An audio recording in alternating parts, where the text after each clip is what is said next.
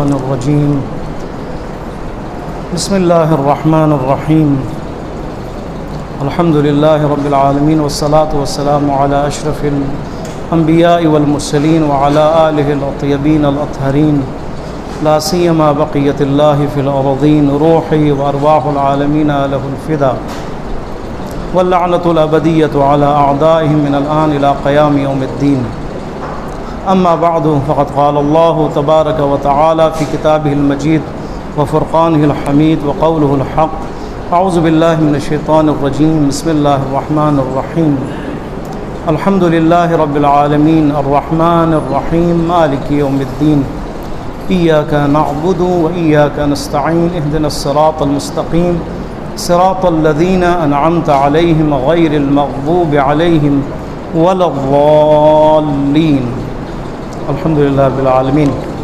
الحمدللہ ہماری گفتگو سورہ الحمد میں تھی اور سورہ الحمد کی اہمیت اور سورہ الحمد کے اثرات کے حوالے سے گفتگو ہوئی۔ اس سورہ کی اہمیت کے لیے یہی کافی ہے، جیسا کہ عرض ہوا کہ خداوند متعال نے اس سورہ کے بغیر نماز کو نامکمل قرار دیا اور اس سورہ کی تلاوت کو اور اس سورہ کے تکرار کو ہر دن کے نمازوں کے لیے ضروری قرار دیا کہ اگر انسان الحمد اپنے واجب نمازوں کے پہلی 2 رکعتوں میں اگر نہیں پڑھے گا تو اس کی نماز ہی نہیں ہوگی۔ کتنا اہم ہے یہ۔ اس سورہ کے اثرات کے بارے میں گفتگو ہوئی کہ خداوند متعال جو انسان اس سورہ کی تلاوت کرے گا، خدا جہنم کے دروازے بلکہ 7 دروازوں کا ذکر ہوا ہے، وہ 7 دروازے خدا بند فرما دے گا۔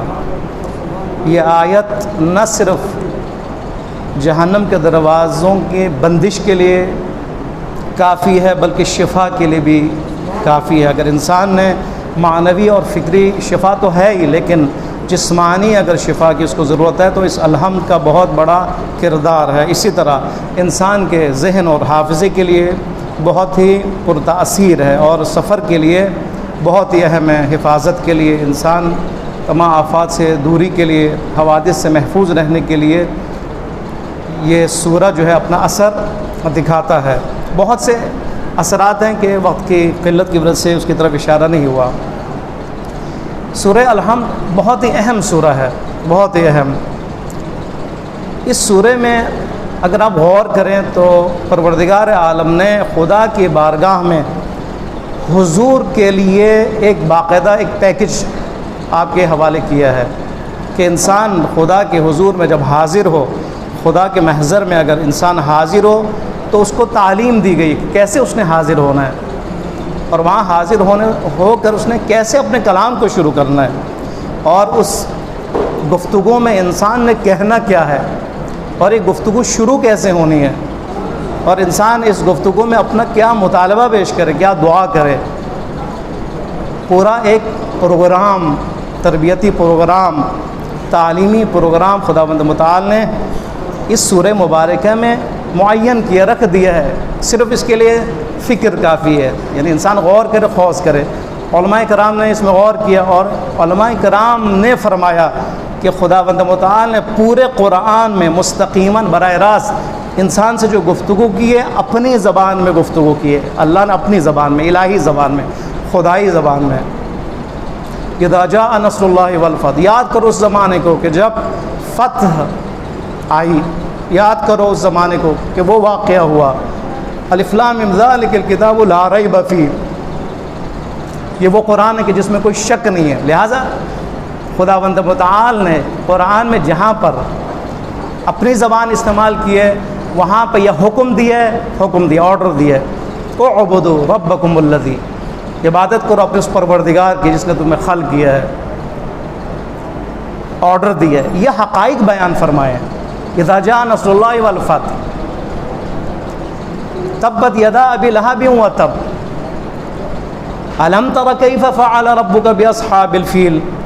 یا رسول، آپ نے نہیں دیکھا، یعنی خدا کا اپنا کلام ہے، طرز کلام آپ اس پہ غور کریں۔ اے انسان، اے رسول، اے محمد مصطفیٰ صلی اللہ علیہ وآلہ وسلم،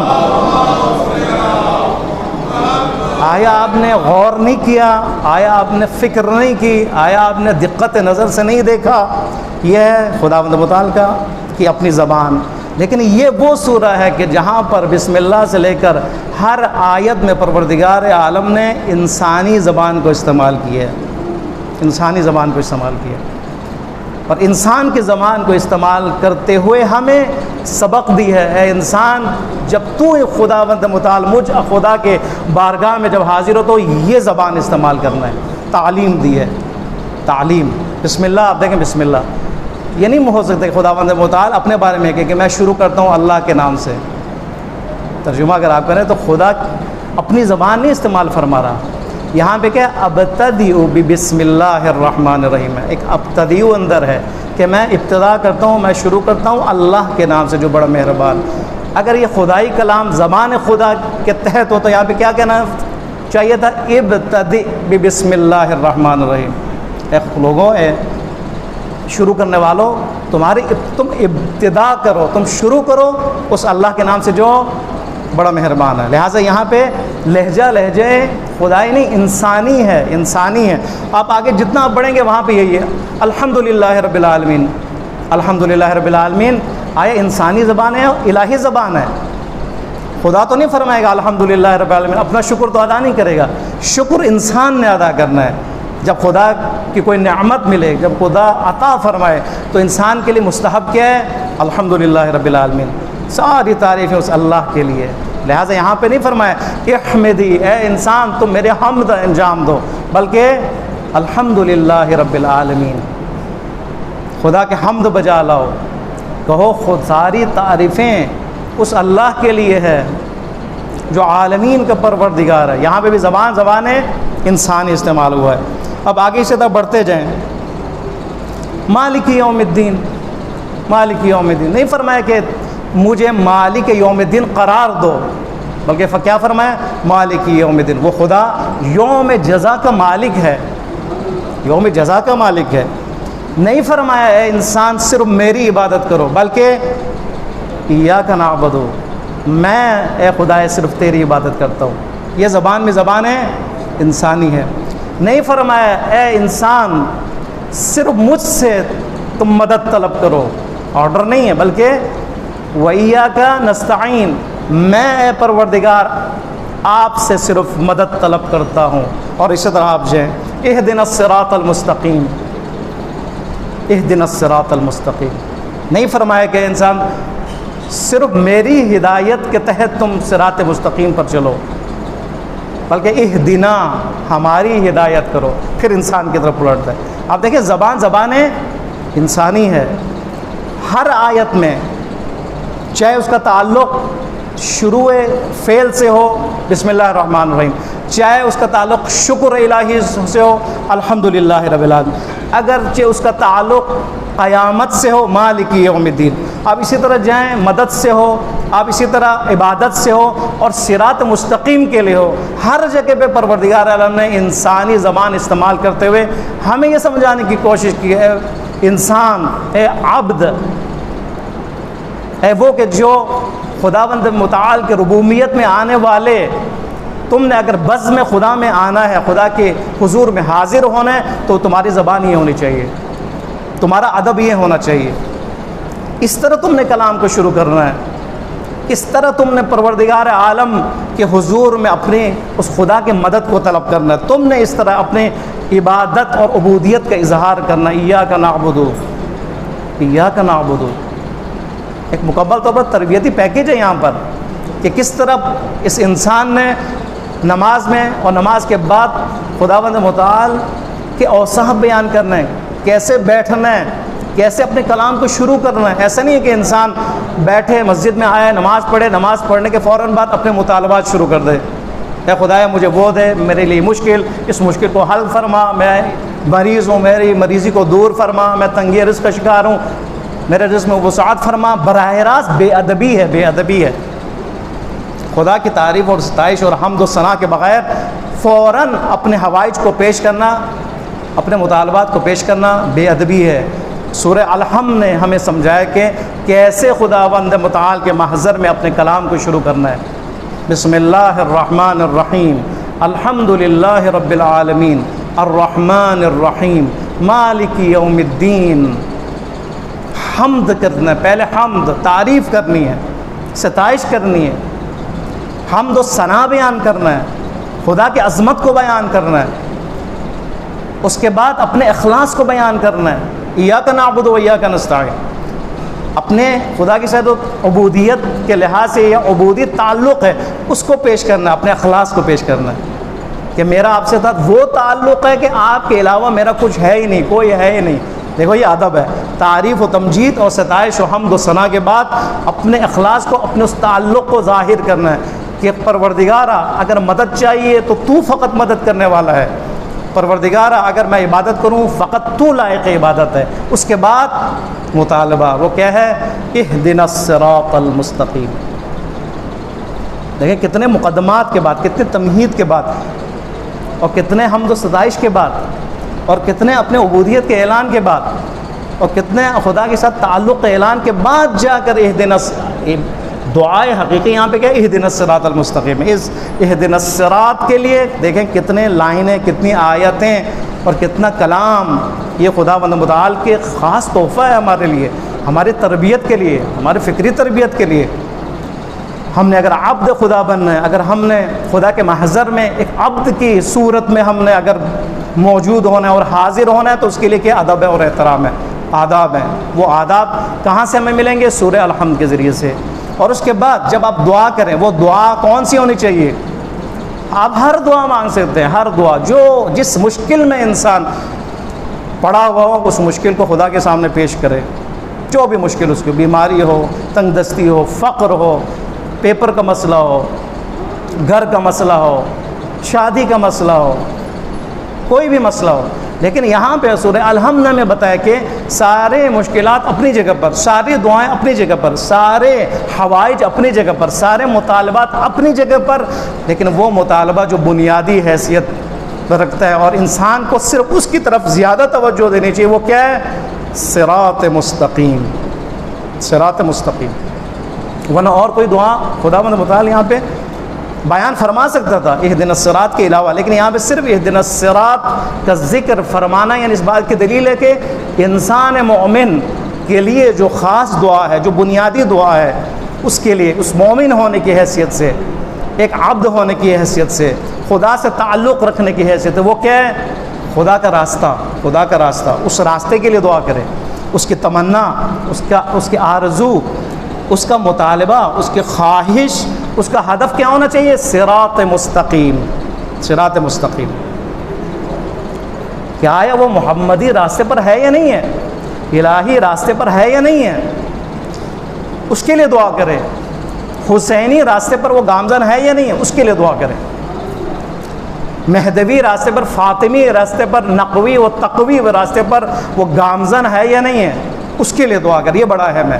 کیوں؟ اس لیے کہ وہ انسان کے جو راہ راست پر ہے، صراط مستقیم پر ہے، خدا کے بیان کردہ اس راہ پر ہے، سارے مشکلات خود بخود حل ہو جائیں گے.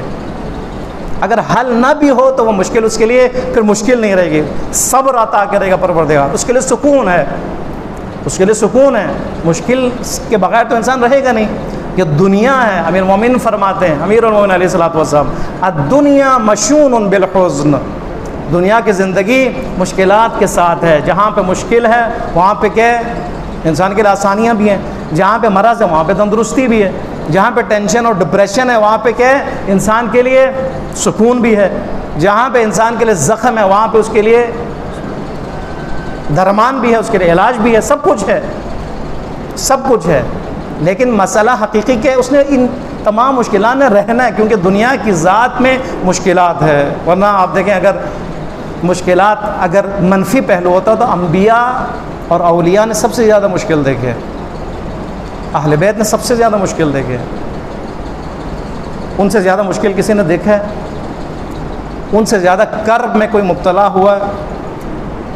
ان سے زیادہ زندانوں میں کوئی گیا ہے؟ انہوں نے جو بد اخلاقیاں دیکھی کسی نے دیکھی ہیں؟ بد زبانی کسی نے اگر دیکھی ہو تو ان سے زیادہ کس نے بد زبانی، دشمن کی دشمنی کا سب سے زیادہ نشانہ یہی رہے ہیں، یہی انبیاء رہے ہیں، یا اولیاء رہے ہیں، یا ائمہ اطہار رہے ہیں. لہٰذا مشکل دنیا کا حصہ ہے اور دنیا کی زندگی کا لازمہ ہے. ٹھیک ہے، مشکل کے حل کے لیے دعا ضروری ہے، خداوند متعال مشکل کشا ہے، لیکن مشکل حقیقی کیا ہے؟ مشکل حقیقی یہی ہے کہ صراط پر وہ گامزن ہے یا نہیں ہے، اس راہ پر وہ گامزن ہے یا نہیں ہے، اس راہ پر ثابت قدم ہے یا نہیں ہے، اس راہ پر وہ ڈٹا ہوا ہے یا نہیں ہے. اس کا ٹینشن بھی یہ ہونا چاہیے، دعا میں اس کی دعا بھی یہی ہونی چاہیے، اور انسان مومن کی ٹینشن بھی سب سے بڑا یہ ہونا چاہیے. کیا ہے وہ اس راہ سے ہٹا تو نہیں ہے، پھسلا تو نہیں ہے، شیطان نے بہکایا تو نہیں ہے، شیطان نے اس راستے سے دور کیا تو نہیں ہے. یہ ٹینشن ہونا چاہیے. اگر دور کیے تو انسان پریشان ہو، یہ حق ہے اس کے پریشانی کا. یہاں پہ انسان پریشان ہو، یہاں پہ انسان ٹینشن کا شکار ہو، یہاں پہ انسان پھر اس ٹینشن کو دور کرنے کے لیے درمان کرے، پھر علاج کرے، پھر یہ آئے ان طبیبوں کے پاس، اطباء کے پاس، اہل بیت کے در پر، انبیاء کے در پر اس کے علاج کے لیے. نسخے کی تلاش میں کہاں آئے انسان؟ اس در پر آئے، قرآن کے پاس، بزم قرآن میں انسان آئے، سورہ الحمد کی طرف انسان آئے، اس کا رخ قرآن کی طرف ہو، پھر انسان کو پتہ چلے گا اس نے کرنا کیا ہے. امیر المومنین علیہ الصلوۃ والسلام، صلوات پڑھیں محمد صلی اللہ علیہ محمد. آپ کی طرف منسوب ایک روایت بہت ہی ہے، فرماتے رحم اللہ عمران، خدا اللہ رحم کرے اس انسان کے اوپر، علم من این وفی این و الی این. خدا رحمت کرے، دعا امیر المومنین دعا فرما رہے ہیں، خدا رحمت کرے اس انسان پر کہ جو یہ جانتا ہے کہ وہ کہاں سے آیا ہے، کہاں سے آیا ہے، کس حالت میں ہے، اور اس نے کہاں جانا ہے. جو انسان یہ جانتا ہے، جانتے سے مراد سے نہیں، معلومات ہے اس کے پاس.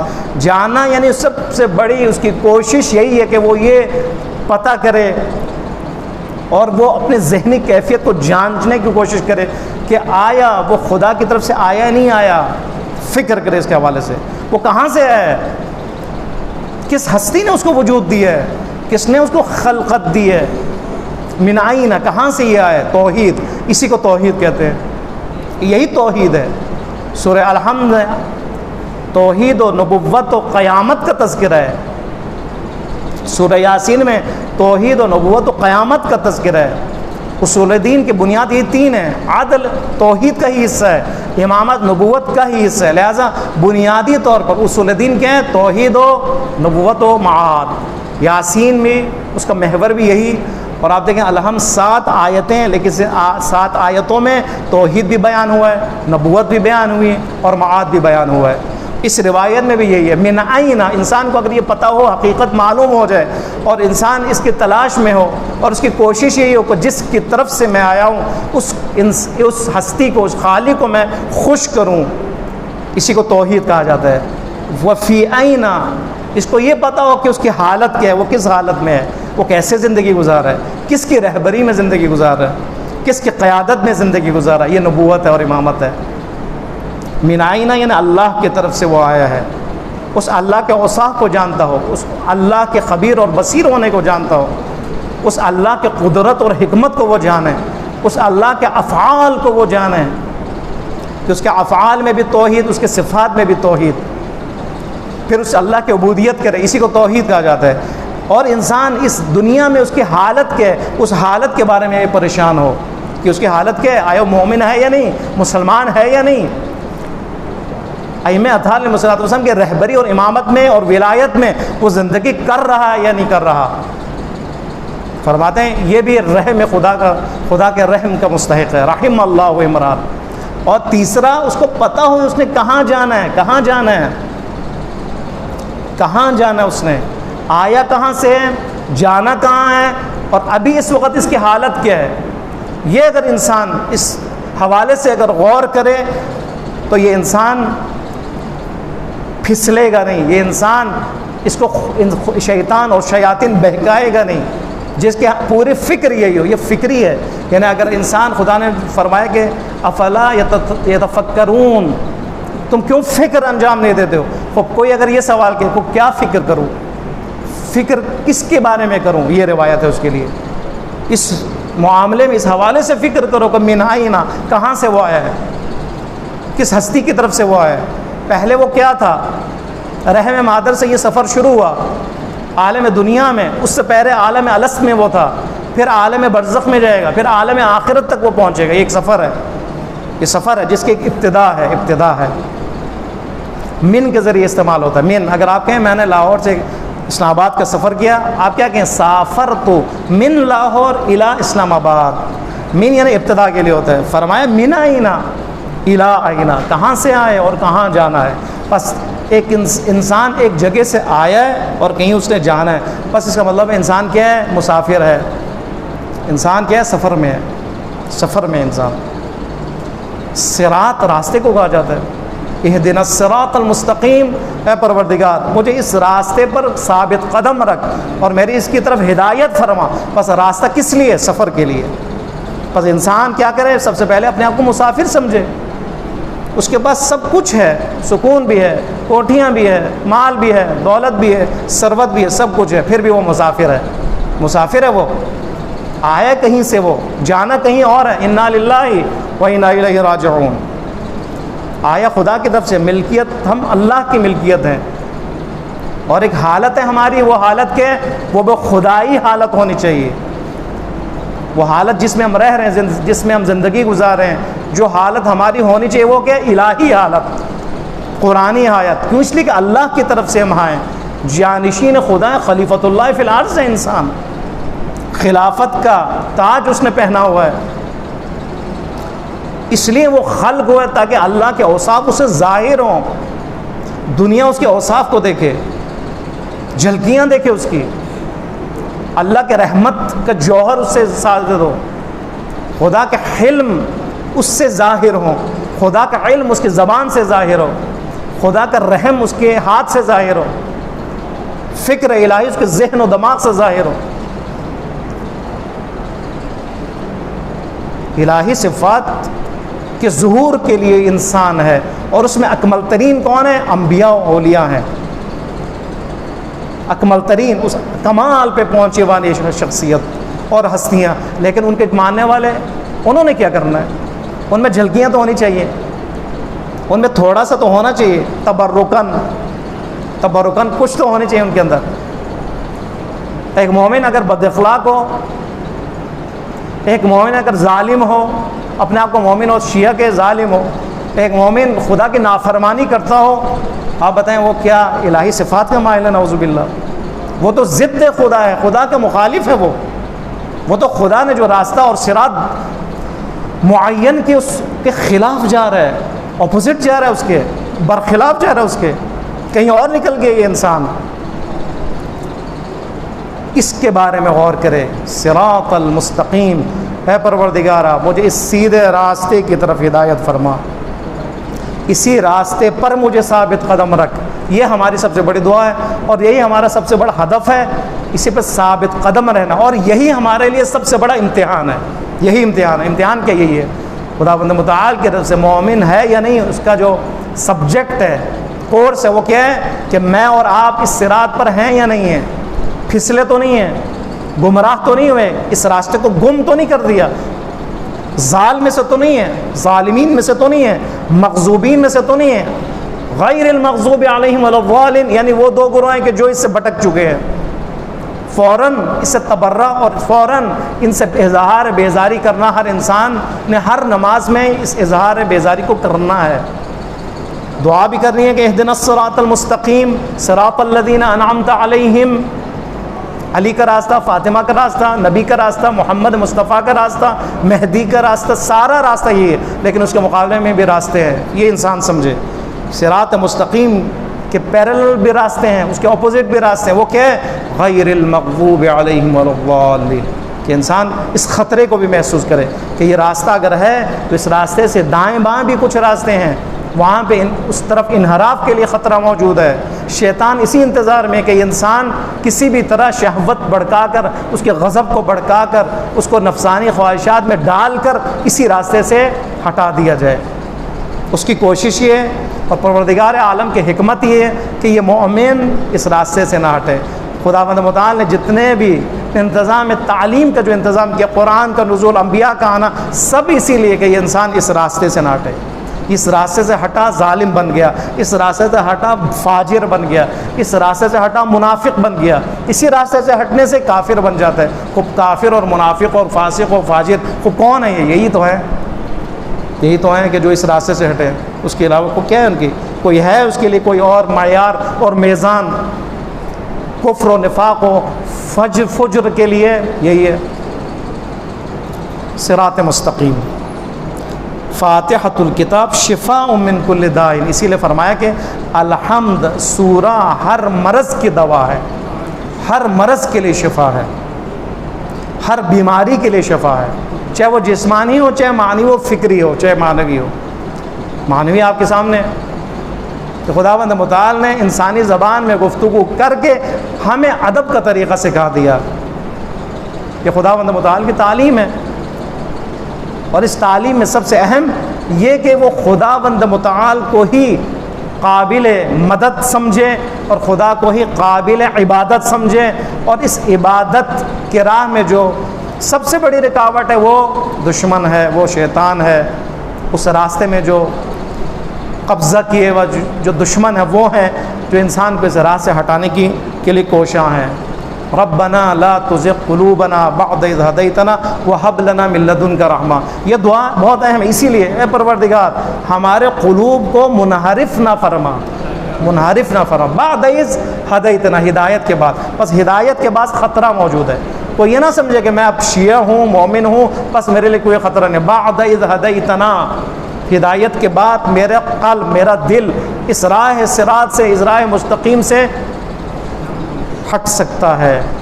اس دل کو لینے کے لیے بہت ہیں، یہیں پہ چاہت ہے، مرکز چاہت ہے، مرکز تمنا ہے، اس میں چاہتیں پیدا ہوتی ہیں، کسی کے حوالے سے بھی چاہتیں پیدا ہو سکتی ہیں۔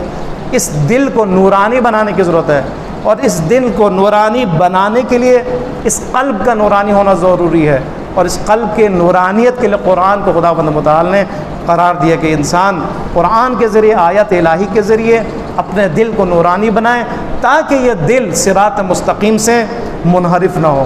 انشاءاللہ پروردگار عالم کے بارگاہ میں ہم دعا کرتے ہیں، پروردگار بحق محمد و آل محمد و بحق قرآن ہمیں قرآن سمجھنے کی اور اس پر عمل کی توفیق عطا فرما۔ پروردگار بحق محمد و آل محمد بحق قرآن ہمیں غفلتوں سے دور فرما۔ پروردگارہ بحق قرآن ہمارے اذہان و افکار کو منور فرما۔ پروردگارہ ہمارے قلوب کو منور فرما۔ پروردگارہ بحق محمد و آل محمد اس نشست کو اپنی عبادت شمار فرما، اس کے اجر و ثواب کو ہم ہدیہ کرتے تمام انبیاء، اولیاء، اوصیاء و شہداء، بالخصوص شہداء مدافعین حرم، شہداء انقلاب، امام راحل امام خمینی رحمۃ اللہ علیہ، حاضرین کے تمام مرحومین کی طرف پروردگار ان کے درجات کو بلند فرما۔ پروردگار بحق محمد و آل محمد ان ارواح کو ہم سے خوشنود فرما۔ پروردگار ان کی شفاعت سے ہمیں بہرمند فرما۔ پروردگار جو بھی پریشان حال ان کی پریشانی کو دور فرما۔ پروردگار ہم سب کو اپنی معرفت عطا فرما، اپنے عبودیت و بندگی کی توفیق عطا فرما، گناہ اور معصیت سے بچنے کی توفیق عطا فرما، شر شیطان سے محفوظ فرما، وسوسہ شیطانی اور نفس امارہ کے مقابلے میں مجاہدت و مقاومت کی توفیق عطا فرما۔ پروردگارہ جو بھی بے روزگار انہیں روزگار عطا فرما۔ پروردگارہ بحق محمد و آل محمد جو باروزگار انہیں ترقی عنایت فرما۔ پروردگارہ جو بے گھر ان کو گھر عطا فرما۔ پروردگارہ بحق محمد و آل محمد جو تنگی رزق کا شکار ان کے رزق میں برکت و وسعت عطا فرما۔ پروردگارہ ہمیں بے محتاج زندگی عطا فرما، ہمیں باعزت زندگی عطا فرما۔ پروردگارہ جو بھی بیمار ہیں، مریض و مریضیں ہیں، بحق بیمار کربلا، بحق قرآن، بحق شہداء کربلا انہیں شفاء کامل و عاجلہ عطا فرما۔ بالخصوص حاضرین میں سے اگر کوئی بیمار ہے، ان کا کوئی بیمار ہے ہاسپٹل میں، گھروں میں، بالخصوص جن کو لا علاج قرار دیے گئے، خدا ان سب کو شفاء کامل و عاجلہ عطا فرما، صحت و تندرستی عطا فرما، ہم سب کو تمام امراض جسمانی، روحی، معنوی و فکری سے محفوظ فرما، اس وائرس کے شر سے ہم سب کو محفوظ فرما، جو بھی اس کا شکار ہے پروردگار ان کو نجات عطا فرما۔ پروردگارہ مومنین و مومنات کی حفاظت فرما۔ پروردگارہ علماء کرام کی حفاظت فرما۔ پروردگارہ مقامات مقدسہ کی حفاظت فرما۔ پروردگارہ بحق محمد و آل محمد انقلاب اسلامی کی حفاظت فرما، وطن عزیز پاکستان کی حفاظت فرما۔ پروردگارہ ہمارے ایمان کی حفاظت فرما۔ پروردگارہ ہمارے اسلام کی حفاظت فرما۔ پروردگارہ بحق محمد و آل محمد امام زمان عجل اللہ فروج شریف کے ظہور میں تعجیل فرما، ہم سب کو آپ کے بہترین اعوان و انصار میں شمار فرما۔ پروردگار آپ کے چاہنے والے جہاں بھی ان کی جان مال عزت و ناموس کی حفاظت فرما۔ پروردگارہ بحق محمد و آل محمد جو بچے امتحانات دے رہے ہیں، دے چکے ہیں اور تحصیل علم میں مصروف ہیں، اور وہ یہ وائرس جس کی وجہ سے رکاوٹیں ہیں تحصیل علم میں، پروردگار ان تمام رکاوٹوں کو دور فرما۔ جو بھی پروردگار تحصیل علم میں مصروف ہیں ان کے مستقبل کو روشن فرما، ان کو کامیاب فرما، علم و معرفت انہیں عطا فرما، ہمارے عاقبت بخیر فرما۔ پروردگار بحق محمد و آل محمد جو آج کے میزبان ہیں خدایا ان کے توفیقات میں اضافہ فرما۔ پروردگار بحق محمد و آل محمد انہیں اجر عظیم عطا فرما۔ پروردگار بحق محمد و آل محمد ہماری عاقبت بخیر فرما، ہمیں توبہ و عمل صالح و تیرے رضا کے ساتھ اس دنیا سے جانا نصیب فرما، ناگہانی اموات و حوادث سے محفوظ فرما، بہترین موت شہادت کی موت عطا فرما۔ پروردگار ان تمام دعاؤں کو ہم سب کے حق میں قبول فرما۔ ربنا تقبل منا انک انت السمیع العلیم، آمین آمین یا رب العالمین برحمتک یا ارحم الراحمین۔ الى ارواح المؤمنین والمؤمنات بالخصوص انبیاء اولیاء اوصیاء و شہداء، حاضرین کے تمام مرحومین کے لیے، آج کے میزبانوں کے تمام مرحومین کے لیے، جناب عباس حیدر صاحب جن کی آج برسی ہے ان کو بھی شامل کریں، اور تمام مرحومین کو، حاضرین کے تمام مرحومین کو، اور جن کے لیے کوئی پڑھنے والا نہیں ان سب کو شامل کرتے ہوئے ان کے لیے الفاتحہ۔ بسم اللہ الرحمن